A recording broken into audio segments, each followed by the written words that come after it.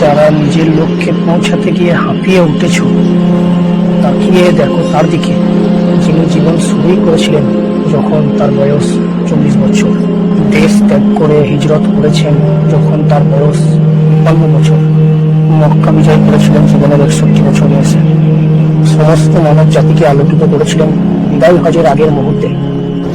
দেখো, যে মানুষটির জন্মই হয়েছিল এতিম হিসাবে, কিন্তু বেড়ে উঠেছিল সত্যবাদী ও বিশ্বস্ত হয়ে। সবাই ওনাকে আসাদেকুল আলামিন বলেই জানত। তিনি নিজে ছিলেন একজন অক্ষর জ্ঞানহীন কর্মী, অথচ উম্মতকে শিখিয়েছেন সাফল্য জীবনের সবকিছুই।